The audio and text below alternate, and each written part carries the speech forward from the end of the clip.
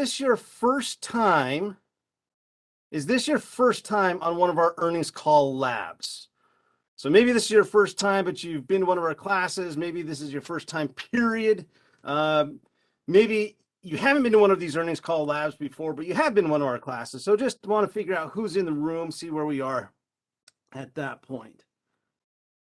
So you got about 5 seconds. Make sure that you hit the submit button. It doesn't register your vote until you hit submit. All right, so here we go. About half of us have never been to a class, and this is our first time. So great, awesome. So what we'd like to do is give you a taste of what our training is like, and also give you a few nuggets. What we're going to be doing is taking you through one of our tools that will help you not just listen to understand more about targets, but be able to apply it to your company, to your situation, and be able to get the benefits there. So welcome, appreciate you being here and dedicating this time. Got another poll for you. When we're looking at things such as earnings calls, when was the last time you personally listened to an earnings call? Now, I get it. I mean, this is my job, and sometimes those earnings calls are really tough to listen to. Anywhere from 45 minutes to an hour and a half. Targets was 75 minutes of just prepared remarks and then questions afterwards. It can be tough. So perhaps you've never listened to an earnings call. Perhaps you think this sort of stuff is like getting a root canal. That's all right. Maybe you read this stuff, so you're listening to these earnings calls every single quarter. Maybe not just your own company's earnings calls, but others. So great. Yeah, get it. Lots of us haven't listened to an earnings call. Awesome. So I think one of the biggest challenges, I'd love to hear your opinion as well in terms of the biggest challenges that limit our desire, our ability to listen to those earnings calls. Go ahead and put that in the chat box. But I understand. Now, I think there's great value in these earnings calls. And I'll challenge you this. I'll challenge you to do this every single quarter, and I'll show you why. But I promise you, as you do it, it'll build your credibility. It'll build your career. It'll enhance the performance. So yeah, but sometimes these things are difficult because of the language that is used. They're long. The language of business, understanding the CFO, accounting speak, consulting speak, whatever you want to call it, understanding the metrics. Yeah, this is really, really difficult sometimes to kind of connect to what's actually going on. And if you feel that way, you're not alone. One study that the Harvard Business Review did said that 95% of employees don't understand the company's strategy.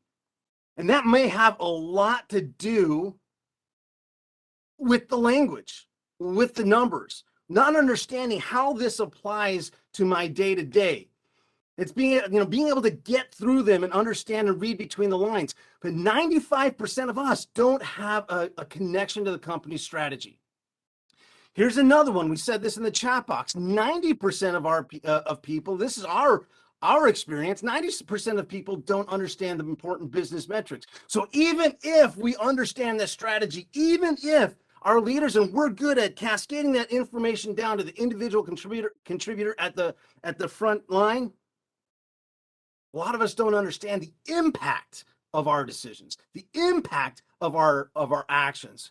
So one of the things I think that earnings calls and listening to earnings calls does on a regular, if we're doing it on a regular basis, it helps us learn the language and connect to strategy, and it helps us understand what's going on with the metrics, and we get to see better our impact on those metrics and on the performance of the company at large. So here again, keeping these two challenges in mind, I want you to step into someone else's shoes. Now imagine you're Brian Cornell, and you're the head of Target as some of my friends like to call it, right? You're a head of Target, a company that was founded in 1962. You've got a pretty lofty purpose. You're not just a five and dime. You're not just a grocery store. You're not just a merchandiser, but you're here to help all families discover the joy of everyday life. There are over 400,000 team members globally. Take those team members, almost 2,000 stores, 51 supply chain facilities.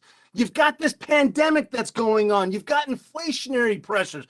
All of this is going on, and you're looking at those two stats that 95% of employees don't understand what you're saying, don't know where we're going, and 90% don't understand the metrics and can't connect to those things. So what would you want team members to know, right? What would you want customers to know? What would you want shareholders to know? What would you want partners to know? If you're Brian Cornell, what would you want all of these stakeholders to know about Target? I'd love to see, again, in the chat box, anytime I ask a question, yeah, some of them are rhetorical, but I'd love to see your opinions.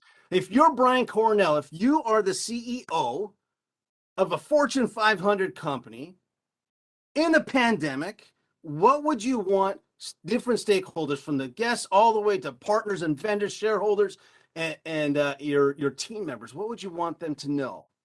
That team members are valued. Are we winning? Hey, what's our cash flow like? Do we have the resources that we need to be able to continue? Hey, how are we prioritizing things like customer satisfaction and loyalty? What are our profits? Awesome. I love this. What are we doing about supply chain and all these pressures? Awesome. What's our strategy? Are we profitable? What are our goals? So this is what listening to earnings calls does for us. It helps us understand what strategy is. It helps us understand what short-term and long-term priorities are. It helps us understand the progress against those initiatives. So what are we doing about inflationary pressures? What are we doing about the supply chain issues in the market right now? How are we going to maintain growth? It addresses all of those pressures and the strategies that we're using to be able to move forward. It also tells us whether we are profitable, whether we have cash flow, if we have a strong enough balance sheet, and we can use that information to be able to align ourselves with the strategy, to be able to align ourselves with the initiatives that we see and the priorities that we're hearing as we face the same economic pressures and the same competitive pressures and the same pressures that we see going on in the market and with families in general. So listening to earnings calls connects us to strategy. And after a couple of times, yeah, it does take practice. It does take a little bit of dedication, but we'll get that strategy. We'll start to understand the numbers better. And by the way, if you want to understand the numbers better and explore some time with strategy within your own company, we'd love to come help you do this. But my promise, again, my promise to you is as you do this and as you make the commitment to do this every single quarter, may take a couple hours, 3 hours every single year. Think we can spare that, but it builds your credibility because you know what's going on with the company. It builds your credibility because you can speak the language that our executives are speaking. It builds your career because as you understand that you can make better decisions, you can make faster decisions, you can make more data-driven decisions. And because we are doing all of this, it builds the company as well. And maybe you're in a sales function. Maybe you got to understand your customers better. Earnings calls and listening to earnings calls is a great way to do that. So my purpose here today is to give you a tool that'll help you read between the lines, understand what short-term, long-term priorities are, understand the decisions that we're making to deal with all the change and externalities of the market. So as we get going, I'm going to suggest that we need to do 3 things. First of all, we've got to prepare. Then we've got to analyze what we see and then apply it. To know is not to know is, or to know and not to do is to not to know. Something your mom may have told you, right? If you know what I was asking you to do, why didn't you do it? So as you look at this tool, we've set this up for you to help you get through these 3 steps. So the first part, this preparation, realize that most earnings calls have 2 different parts. Now, here's one challenge. Not every company does an earnings call, but we do see them, publicly traded companies anyway, issue earnings releases, and they've got to file some information about that. So if you can get to an earnings call, get there. And realize that there are 2 parts of it. First of all, our prepared remarks. These are carefully crafted messages around strategy around the market and around performance to help us understand where the company is going, what our executives want us to know. So listen for the prepared remarks, and then also very instructive is this second part, is listening to the questions and answers. So here you can get the market, right? Analysts that are trained to look at a company, understand the performance, understand that strategy, and then make judgments as to what value those strategies will bring. So they've got very instructive questions about profitability and growth and culture and the impact and how companies and executives are managing the different pressures within the market. So listen for those two parts. Also, as you get ready to listen to or read an earnings call transcript, you're going to want to prepare a few things. First of all, locate the call or the transcript. Okay, now here's a couple of things. One of the best ways that I found to do that is just simply using Google. So if we're looking for Target, I might go Target and investor relations page. Every publicly traded company has an investor relations page. So I'll come here to Target and maybe I want to go and look at the latest annual report right there. I can also look for their events and presentations, look more from here, and I can come here, Target reports their fourth quarter earnings. Oops. So here's their fourth quarter earnings, and you can see their earnings release.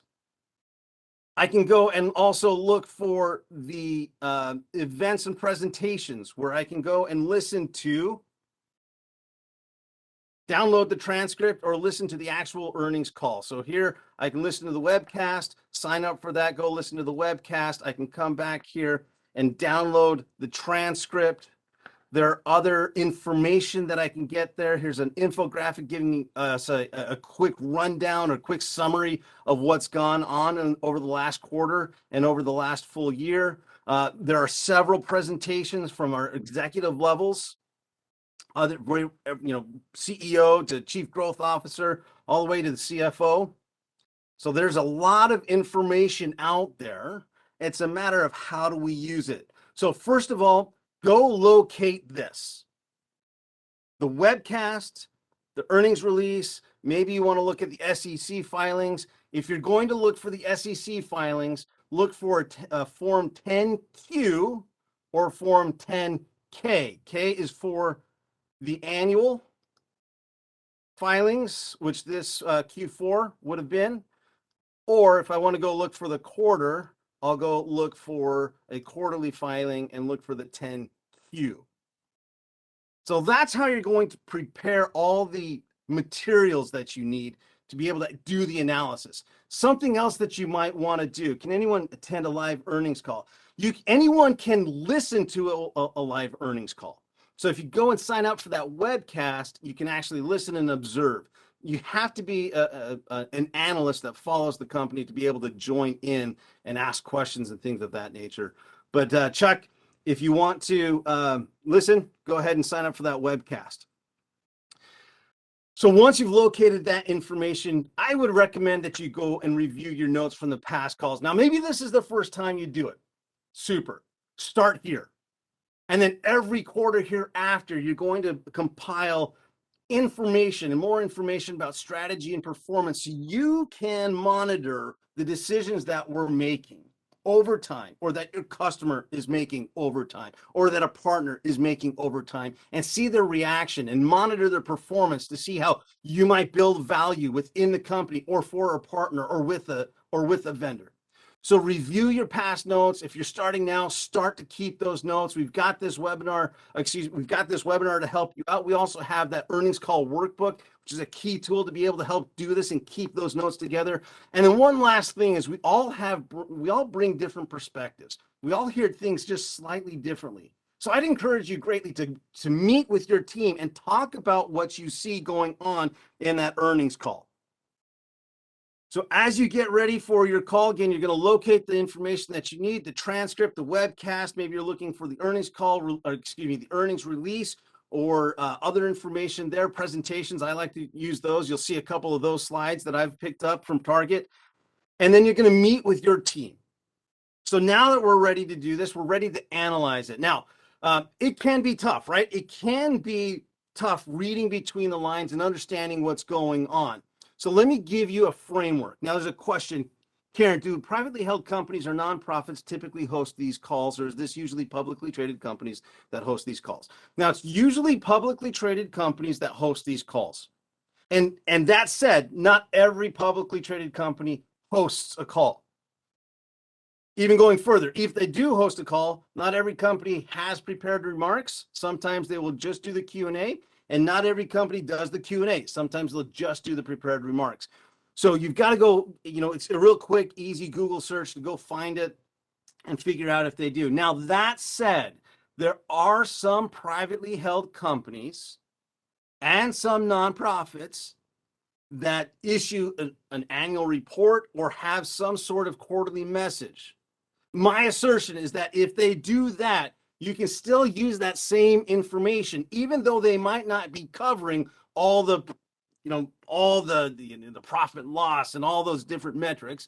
They may have some high level indication of how their performance is going and some high level information about where they're headed as a company.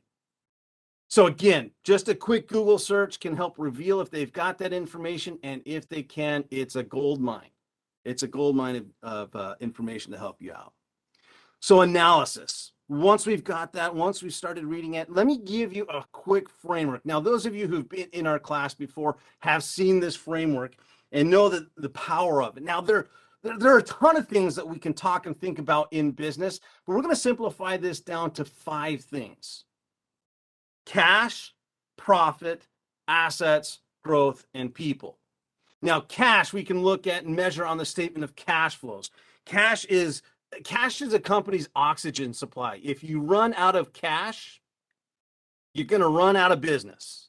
So we've got to make sure, one, that we have enough cash, that we've got enough cash on hand, and we've got to make sure that we're generating cash through our core operations. So our cash flow. So we need to have cash on hand, and we need to be generating cash flow so we can continually invest in the business. Now, cash and profit are 2 different things. We need cash, and cash is queen. If you're in my house, I've got 4 daughters, so cash is queen, and it's our oxygen supply.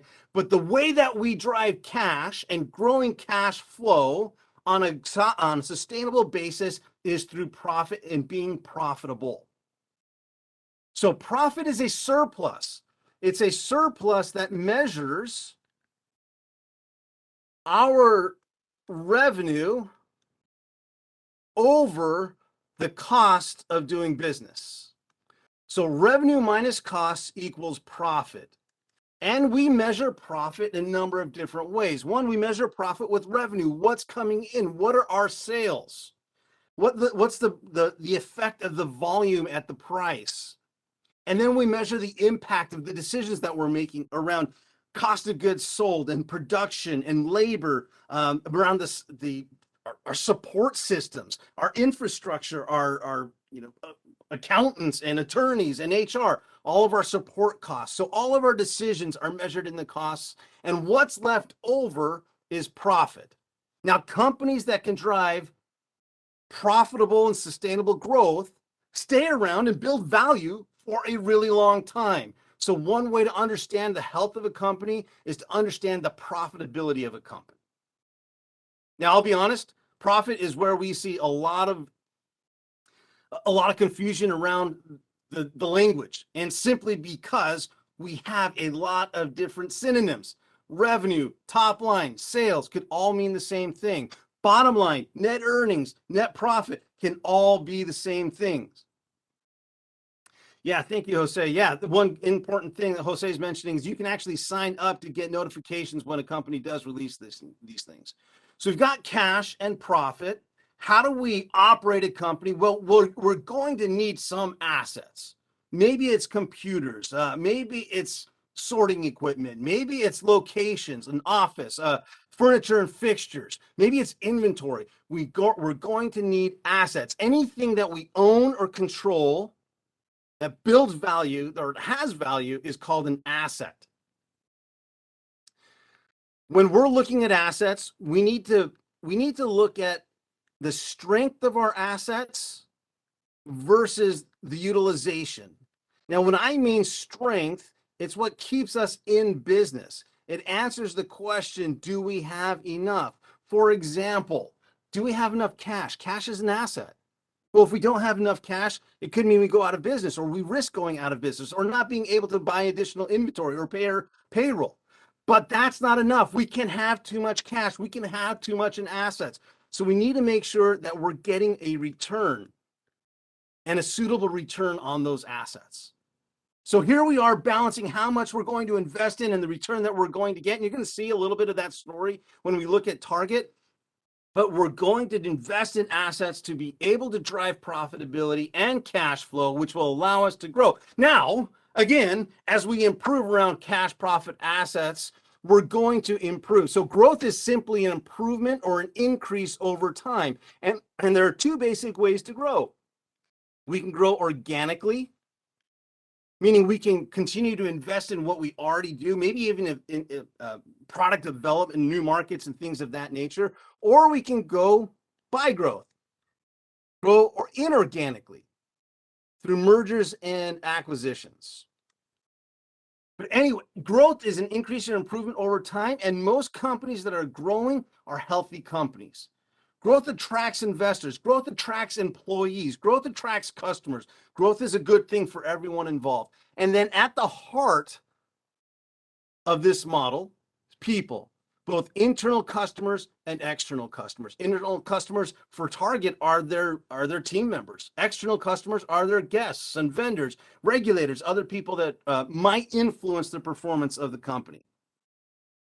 So this is our 5 business driver framework. We got cash, profit, assets, growth, and people. And it's going to help us understand what's going on and really kind of read between the lines or read the tea leaves to be able to understand the strategy and what Target is doing to be able to drive continued growth and continued performance.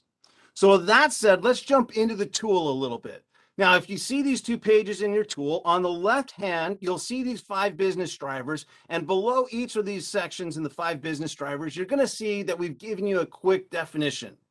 So go ahead and review that definition, understand what's going on here, and look for, as you read the transcript or listen to that webcast, look for messages around each of these 5 drivers.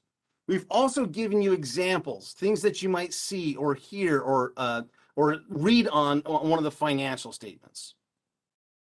So look for those messages, listen for those messages, and this will help you understand. Now, when you're going through that earnings call, reading that transcript, what I'd recommend you do is every time you hear a message around cash, you just put a tick mark there. Every time you hear a message around revenue or costs or profit or margins or things of that nature, put a tick mark next to profit, and so on and so forth. What you're going to find is most companies have an emphasis on 1 or 2 of these drivers. And then you got to start asking why. So that's what we've got on the right-hand side of things, is questions to help you think about what's being said, why is it being said, identifying priorities around those drivers, goals, which will then help you apply it. Now, one last thing. You'll also see that analysts have their own emphasis and their own concerns about specific drivers. And you'll see where analysts are interested. And that'll be instructive too in terms of what they're seeing in the market, because they're all following multiple companies within the industry. And you can see where they're kind of thinking about, hey, this might be a risk based on what we're seeing going on in the industry. So you've got these 2 tools, help us understand what's being said, and then get down a little bit more into deeper in that understanding to be able to understand what we can do. So let me show you an example. I've got a few slides up here. We're going to take some quotes directly from Brian Cornell and some of his leadership team. First of all, what I'd like you to do as we go through this in the chat box, tell me what he's talking about. Is he talking about cash, profit, assets, growth, or people? So he says, our strong 4th quarter performance capped off a year of record growth in 2021, reinforcing the durability of our business model and our confidence in long-term profitable growth. Yeah, so pretty clear, right? Hey, we're talking about growth, and we're talking about growth, and maybe we're talking about profit right there. Okay, here's another one that we might think about. Hey, what about durability? Is there something in there about infrastructure, about something that we're doing that's going to keep us viable in the marketplace? Okay, but certainly growth and profit right there. How about this next section? As we look ahead, we'll keep investing and delivering on all that has earned the loyalty and trust of our guests. That starts with our outstanding team and includes continued differentiation through affordability, assortment, ease, and convenience.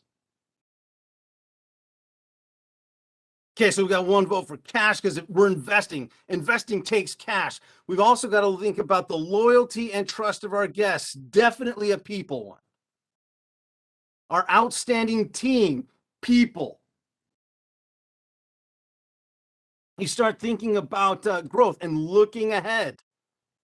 Investing might be a growth message.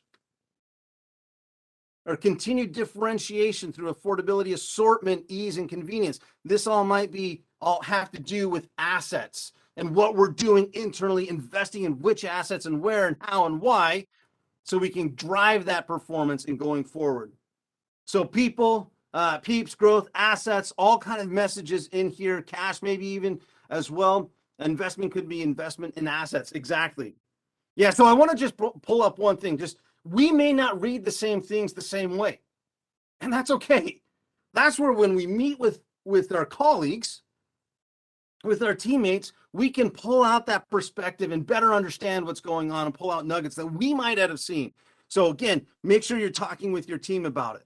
So we've got Brian Cornell that's talking about people, growth, assets, and a little bit of profit, maybe even a little bit of cash here. Okay, here is their COO, their Chief Operating Officer, John Mulligan. Let's read this together in the chat box. Again, tell me what he's talking about: cash, profit, assets, growth, or people. Before we get there, comment. Seems like what every business leader might say: cash, people, growth, assets, and profit.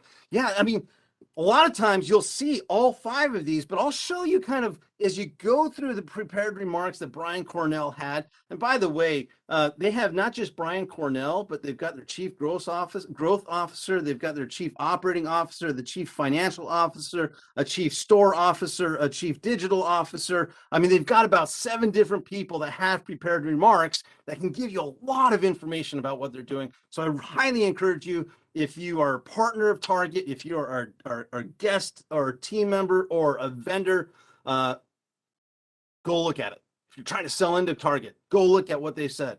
It'll be very, very instructive for you. All right, John Mulligan, what is he talking about? Well, good morning, everybody. So I'm often asked how Target continues to operate within a challenging and volatile environment, putting growth on top of growth and building trust with our guests quarter after quarter. I could point to our agile supply chain, our hundreds of omni-channel stores, our industry-leading fulfillment capabilities, and our operational algorithms to make it all work. But the real key to our continued growth is our global team and all the ways they're using our resources and operations to take care of our guests. Growth, guests, our stores, our supply chain, our fulfillment capabilities, our operational algorithms. Real key to growth is our team and the way that they use our resources and operations to take care of our guests. Yeah, so a lot about growth, a lot about assets, a lot about people. Well, think about this. John Mulligan's the COO, the Chief of Operations. What focus do you think John Mulligan should have? What would you expect an operating officer to talk about? People, assets, cash, growth, shareholder equity. How do we operate? Do we have the right assets to be able to grow? right? We're making the right investments in the operations so that we can drive profitability, sustainability, and continued growth. Yeah. And how do we do it? Make sure that we've got the talent that we need. So yeah, so we exactly in line with what we're seeing him talking about here. So we've got a couple of examples from internal to the company talking about growth, talking about people and assets. Here's a question from Michael Lasser, who's a managing director and a senior analyst at UBS. One of the key messages that you've delivered today is that Target is a growth company. $106 billion company is a growth company. You've raised your long-term guidance to reflect that. What's inspiring the view that growth is going to be higher moving forward than it's been in the past? Is it that really you've proven it out over the last couple of years? And if that's the case, what behaviors do you expect to be sustained moving forward that the consumers have been engaging in during the midst of the pandemic? What is Michael Lasser's concern here? So analysts want to see growth. He says, hey, you're a growth company. You're a big company. Prove that you can continue to grow, right? Raise your long-term guidance. What's inspiring that growth? Now, Michael Lasser has a different emphasis in his role than the COO and the CEO and all the other C-level executives. He's worried about being right. Doesn't necessarily care if Target's going to grow or not. He just wants to be right. So he's got to understand, okay, if you're growing and the pandemic is out there and pressuring growth, and retail has had a good run in over the pandemic, but there have been a lot of challenges between inflationary pressures and labor and all of these sorts of things going on. Can Target sustain the growth that you've had? And since you've increased your outlook on growth, can you hit that projected growth? What gives you the confidence that you can do that? So he wants to be right. He wants to make sure his assumptions are right. So being really scrutinizing that growth and the way they say they're going to grow is what he's concerned about. So yeah, is it sustainable? Let me show you. As I went through this, I went through the whole, it was about 75 minutes or so, and these go anywhere from 45 minutes to about 90 minutes. Here's what I found. Now, this is just Brian Cornell's comments in red. He only talked about cash 6 times. Talked about some investments being made, cash flow a little bit, but 6 times only, where he put his emphasis as a CEO in the face of analysts asking about growth. He talked most about people. Secondly, about assets and how people and assets. Now, people is both guests and team members, but how our team members or Target's team members are being able to serve and connect with guests with the use of the assets that they have to be able to grow in the past and continue to grow in the future. Now, because of the emphasis on assets, my personal opinion, the emphasis on assets and growth that Brian and the other C-level executives had, analysts wanted to make sure that they're getting a return on those assets. Are they getting the productivity boosts that they said they were going to? Are they capturing the cost savings that they wanted? How do those cost savings and productivity and efficiencies and investments and capabilities and affordability and team members, how does that all play out in terms of profit and how profitable they've been? So you can see kind of a little bit of a difference there. Exactly, ROI, Ivan. A little bit of a difference in terms of emphasis. Overall, you can see on the right-hand side, people and assets across both groups rose to the top. And growth was right there next to it. So that's the left side, right? So we can see what driver or drivers get the most attention. Now we've got to start thinking about why. And we've seen a little bit about that already, but here are the questions, right? What are the business drivers seem to get the most attention? What are a couple of 3 of the main points the executives are trying to make? What are the goals and objectives going forward? What key concerns? Again, all of this is to be able to understand better Target. And if we're a team member, or if we're selling into Target, or if we're a vendor, how do we apply that to what we're doing with Target? How do we build value in Target? So let's go through and answer some of these. So what drivers seem to get the most attention? Well, number one, people, right? We're 100% focused on the needs of American consumers. That's what Brian Cornell said. We've got some of the most innovative guest-centric capabilities in retail. So he's talking about the strategies, the investments, the initiatives that they're making, and how those support the connection to and understanding of their guests. And he's saying our investment in people is what's really going to drive that sustainable and profitable growth. And it's not just guests. So you look at the next quote. We have the culture, we have the connections, and we care. Right? We care about people, delighting our guests. We care about delivering value to shareholders. We care. So people is at the heart of Target's business. Their purpose is to help all families discover the joy of everyday life. And they're going to do it through retail. So they're investing in things like experience and affordability, things like assortment and brands that people want, the relevance of the things that they're going to market and merchandise, and not just how that all this stuff impacts Target, but how this impacts people and the planet, being good citizens out there as well. So this is kind of what I saw. A couple of things that I saw in some of the presentations that kind of led me to these conclusions are, first of all, we saw a couple of the quotes there, but we've built a culture that cares. Care sets us apart in the industry. Our long-term profitable growth is more personalized, more equitable, more sustainable. So you can see how important people are to this growth equation for Target. Now, the second thing is I found assets were really high. Why? Well, assets drive the ability to serve and understand guests better. Talk about assets. Brands are an asset for them. Their capabilities, their stores, their different services that they have, the same day shipped. Roundel is their marketing, digital marketing, the stores as hubs. All of these different initiatives that they use depend on assets, but those assets have one singular purpose: deliver value for their guests.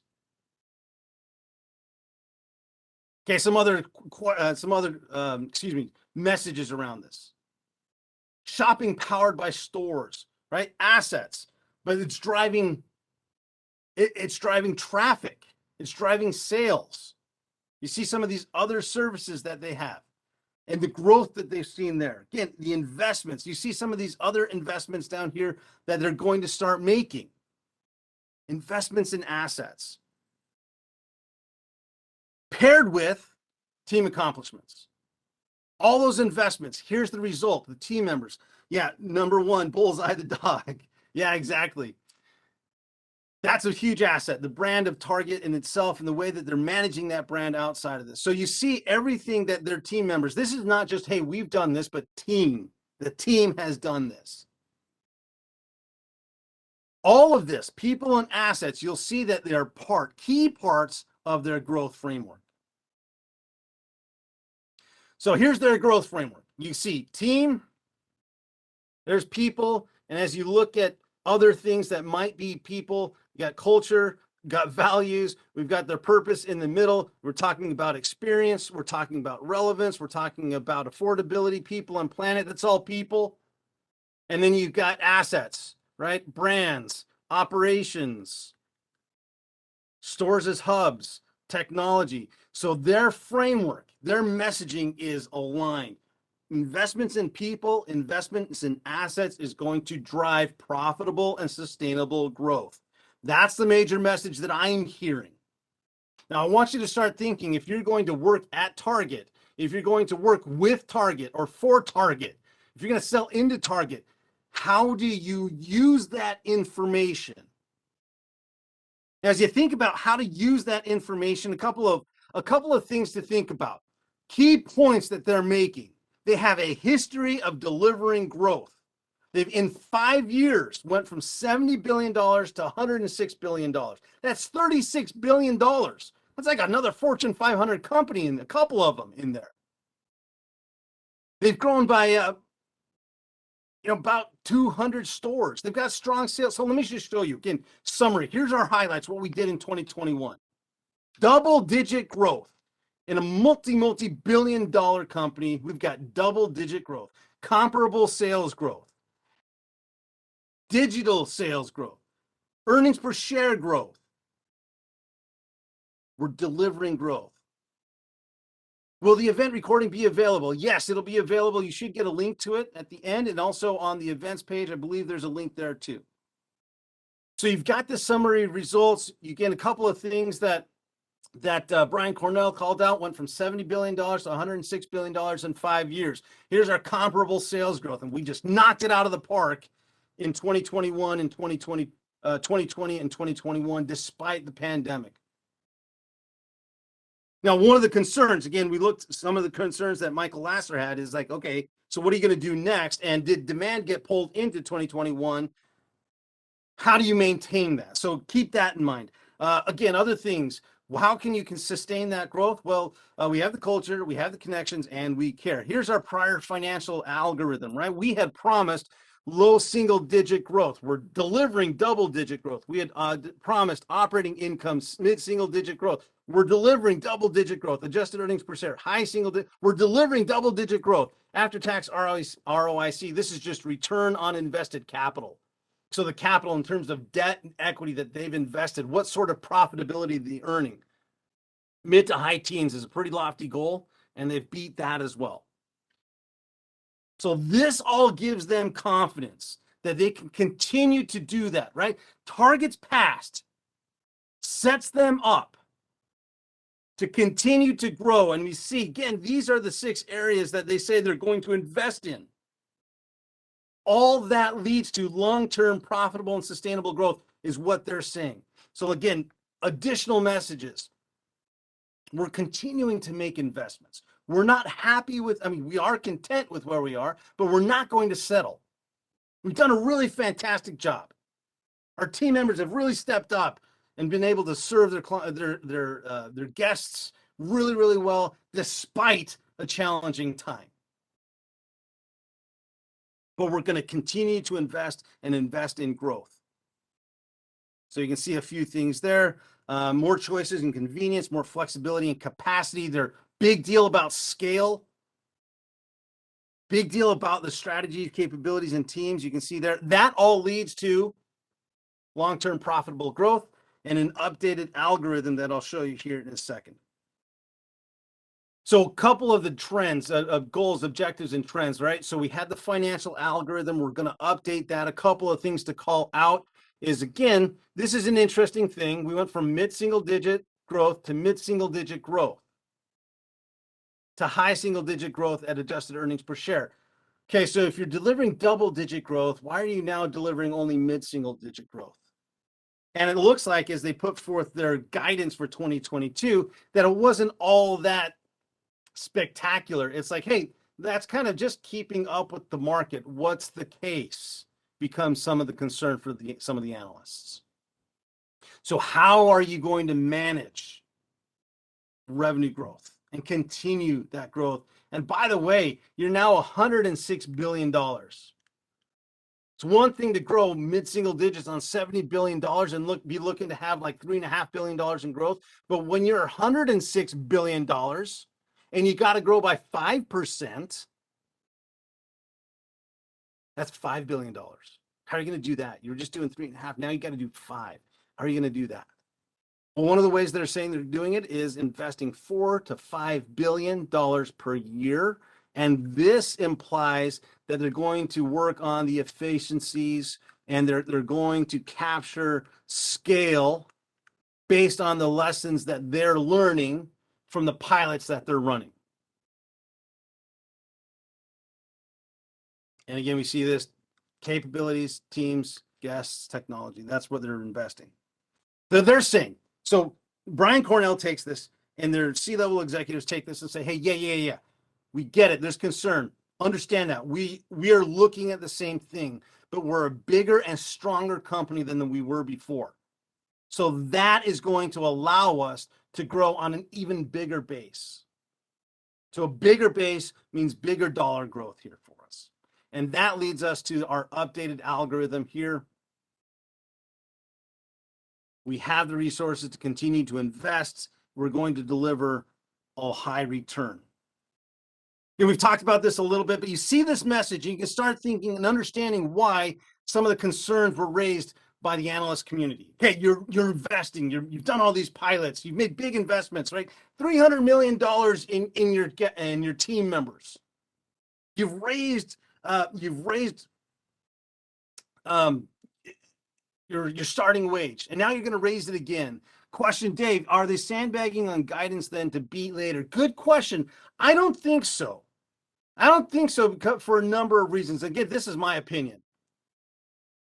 But the fact that they're now a $106 billion company, the fact that one of the things that we didn't see, but one of the questions from one of the analysts was about profitability. You've got these inflationary pressures, but you're still focused on affordability.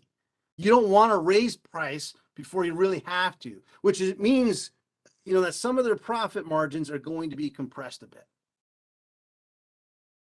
So they're being conservative for sure, but I don't think they're sandbagging. And again, credibility, you go back and look at how they've done in the past, and they've had beats, but they haven't been, I don't think they've been sandbagging. Wesley, will this presentation slides be available through LinkedIn for participants? That'll be as part of the recording. So now, again, been through their message. We started talking about their concerns. I want you to think, okay, if Target's a company that you're going to interface with and you're going to do business with, either as a guest, a team member, or a vendor, what are some of your concerns? What are some of the ways that you might think about approaching Target to build value together? Like, in other words, how do we apply this?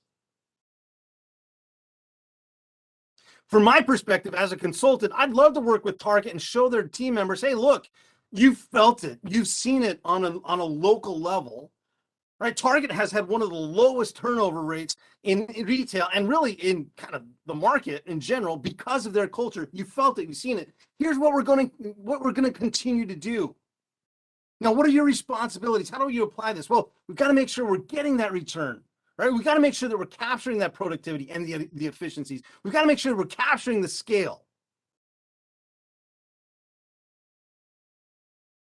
So as we look at the messages, one of the things that I think we should be asking is, we've heard the message, we've seen a couple of numbers thrown out there, but let's take a bigger look at their performance. So part of this tool is the strategy. Part of the tool is the performance. We want to understand, does the performance match the strategy? Does it support what they're saying they're going to do? So this is a navigating the financials tool. It's a quick financial scorecard. And you see on the left, we've got our 5 drivers: cash, profit, assets, growth, and people being the foundation down here. Every financial driver, is measured by one or a couple of metrics. Those metrics, key metrics, are here in bold. And to be able to find them and navigate the financials a little bit better, we've given you the line item to look for and the financial statement to go look at. So this really kind of demystifies the financial statements. And I've found that after a couple of go-arounds, you can actually get this done in about 10 to 15 minutes. You don't have to spend hours on financial statements and trying to decipher, balance sheet and cash flow and income statement. So let me show you a couple of things. Let's do number 1, cash and cash equivalents. This is the cash. The question is, do they have enough cash on hand to be able to continue to invest like they've said they've been doing? So what we're going to do is we're going to flip to the balance sheet, and here's the balance sheet. Cash is an asset. It's a liquid asset and almost always found right here at the top. So we're going to take this 5911. We've seen a comparison. We'll keep that in mind because we'll come back to that. But here's $5,911,000,000 that we're going to write here right up at the top. Next question. Okay, so we've got enough cash Are we generating enough cash to continually make those investments? Well, we go to the statement of cash flows like the NTFs, the Navigating the Financials tool said, and we're going to look for cash flow provided by operating activities, which is this line right down here at the bottom. So we're going to take that total right there and write it back up on our Navigating the Financials, right? So we said cash from operations on the statement of cash flow. So we've answered the question on cash. Do we have enough? What are we generating? They've got about $6 billion in cash at the end of the year, and they've generated $8.6 billion over the course of the year. Okay, let me check what about the profitability? What drove that cash flow, or the sustainable part of that cash flow? We'll look at revenue, net income, and net profit. In other words, top line, bottom line, and our net profit margin. So all of these, 3, 4, and 5, we're going to look for on the income statement. So revenue is our top line.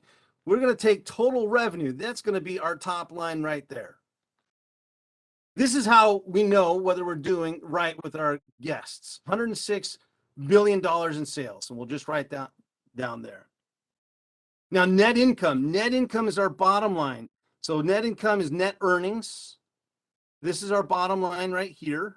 You see the bold line. Sometimes some companies will have a double underline right there. We're going to take the $6.9 billion and put it right there. The net profit margin takes the 6.9, divides it by the 106, and it gives us a 6.5% net profit margin. Now, one of the things that we can do as we look at it is we can compare these numbers to last year. We can compare these numbers to our industry. So what you could do, again, 10 to 15 minutes, fill out the rest of this, compare it to last year. Hey, look, we've grown from a 4.7% gross or net profit margin, meaning for every $100 in sales, we earned at the end of the day, we took back $4.70.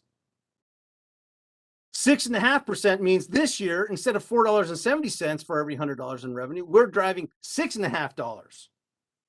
So that's a good increase in profitability there. Any idea what the other revenue is on their P&L? Yeah, other revenue includes a lot of different things. So the red card, so their in-store credit card has a lot of revenue from that. Roundel delivered $1 billion worth of value. Some of it is up in that top line. And then you've got Shipt and some other smaller things in there as well. All of those are growing, by the way. Assets, we look at strength versus utilization. You can see those numbers. We see an improvement in ROA. You're welcome, Chuck. Monica, does that include real estate? Monica, when you say that, what do you mean by that? If you're asking about assets, yes, real estate is in assets. So the stores, their furniture and fixtures, the land that they might own. Yeah, it's all in assets. So last year they're delivering $8.50 in profitability on the $100 on every $100 in assets that they own. This year it's $12.90. So we're seeing some pretty good performance here and improvement. The double-digit, fantastic growth in 2020, fantastic growth in 2021. Seems to be a very healthy company. Now, what do they look like against some of their competitors? Well, here's these are Walmart's updated numbers, and you can see cash.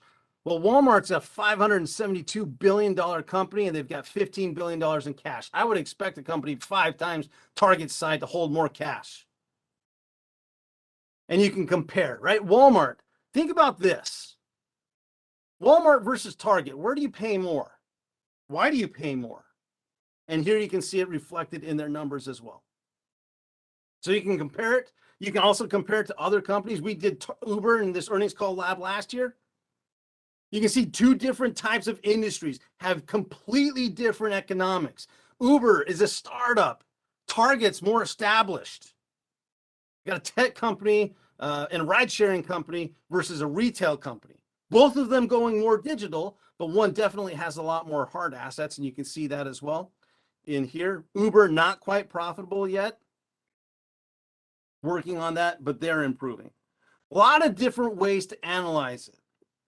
But as you look at it, It doesn't matter if we're just getting the message and the numbers. We need to be able to utilize it. We need to be able to synthesize that information and pull action away. So that's what we do. We've worked with 30 of the Fortune 50 and hundreds of other top world-class companies out there. Here's some of the results. Part of our classes, part of using these tools and the skills that we help our customers develop. 84% improvement of performance. 81% increased collaboration. 77% improved upward communication. 77% improved employee engagement, 75% improved increased business focus, 84% improved teamwork.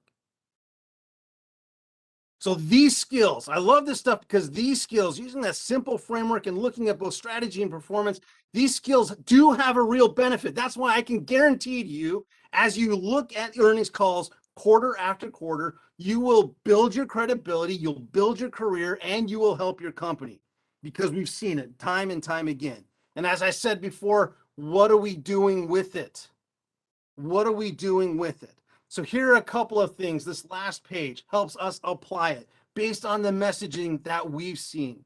How do we sum this all up? Here's what I found. They've had stellar performance. Hey, let me see. Ilkner, doing all the profitability calculations and industry comparisons, time-consuming and difficult to find data. Is there a place we can find data? Yes, there are a couple of places. I'll put them. One, if you just go look for Google Finance, you can find some. Yahoo Finance, you can find some. A couple others that I like, seekingalpha.com, and I believe doco.com is a newer resource that I've been able to find all of that financial data. And again, if you're looking at it, you just go get that financial data. A lot of it is just put up there, right there on, let me show you, for example, Seeking Alpha. And if we go look at Target, financials, and then I've got 5 years of financial statements. So this is one of my favorite sites. So what are we doing? Great performance. Concerned about how they're going to continue to do it. Well, one of the ways they're going to continue to do it, major investments into people. Culture is key for them. So they're going to continue to invest in their teammates. They're making other investments in people to better understand and engage with their guests. They're investing in digital. They're investing in marketing. They're investing in brands and advertise and not just national brands, but they've got an accelerator program as well. In a tough industry, they've been able to differentiate themselves through those investments, and been able to continue to grow. So what do we do about it? Well, one of the things as a consultant I do is I compare their performance with peers. How are they doing comparing others? And I use those tools right there. Seeking Alpha and Doco are ones that I use a lot, like just about every day. I'm going to share this information with my team, with other consultants within the company, with my clients and new customers. Talk with them about what they're seeing in their industry and learn more about, hey, how target strategies are working versus clients, versus what we're seeing in the market with our other book of business and other consultants. And then again, we'd love to work with Target. So again, if you work with Target, we'd love to speak with you. If you think that there's value in here, we sure do. We'd love to be a partner with you. But learn how we can help Target employees understand their strategy, make better business decisions, and execute and drive financial performance. So those are a couple of takeaways. I'd really love to hear what you plan on doing with this information. So based on what you've seen and learned today, in the chat box, let us know. We've now gone through what we said we're going to do. Here's what we do in the future. If you analyzed your company, schedule a review with your team.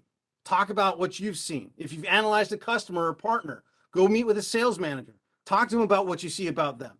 And if you've analyzed a competitor, now you can have benchmarks there too. So thanks, Chuck. Focus sales convos on people and assets in return when you talk with Target. Awesome.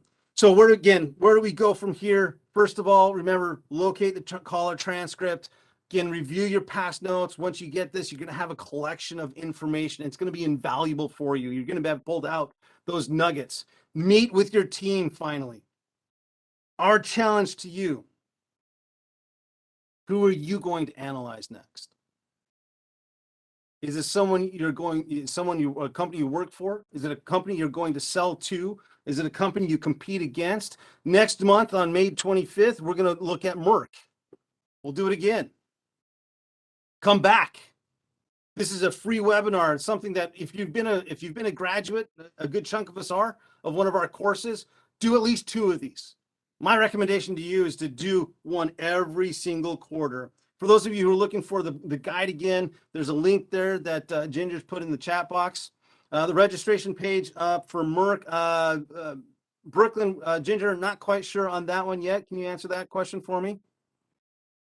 And with that, again, same link. Okay, so yeah, it's on our webinar page. So this link down at the bottom is the link that Ginger's put in there. Again, you can grab the workbook. You can register for our next call on May 25th. And if you'd like, you can get a discount of $100 off of our e-learning as well. So with that said, we'll stick around. I think we're about up on time. We'll stick around for a couple more minutes, but I really appreciated your time, really appreciated your comments. Again, go sign up for our next webinar, May 25th. We've got the schedule out there. If you've got any questions, let us know. Hope to see you soon. Thanks very much. Hey, you're very welcome. Hey, appreciate that. I'm going to go take a nap now, right? Thanks very much.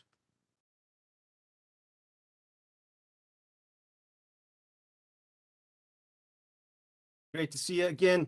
If you workbook, if you got a suggestion of another company that you want to do, also go to that link. You can fill out a survey. So yeah, I forgot to mention that. Go to that link, fill out a survey. You can tell us, help us guide what companies we should be looking at too. I appreciate that, Chip. Glad it was insightful. Thanks for all your comments and everyone.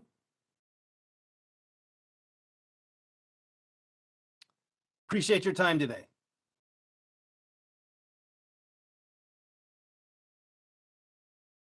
My pleasure.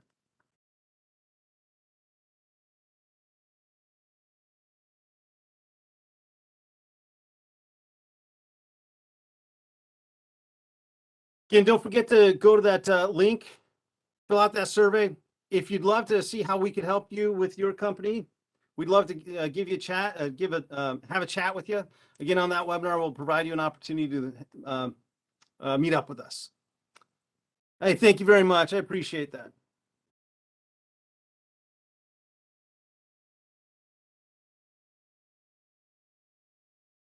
All righty, any questions?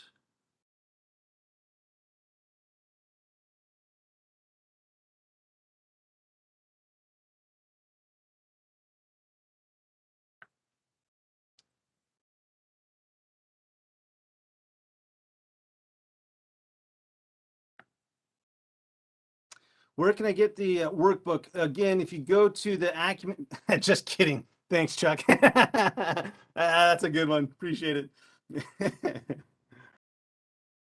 Got to have fun with this stuff. It's been my pleasure. Thanks for being here today.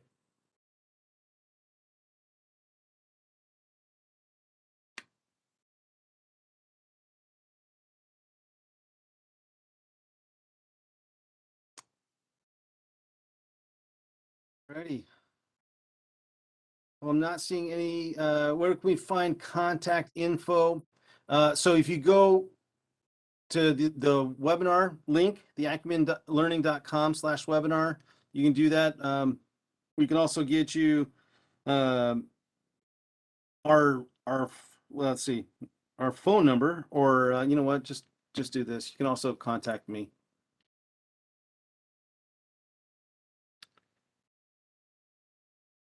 Yeah, acumenlearning.com. We've got that there as well.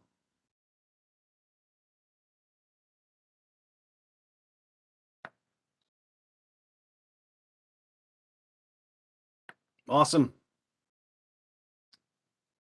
Well, I'm not seeing any additional questions.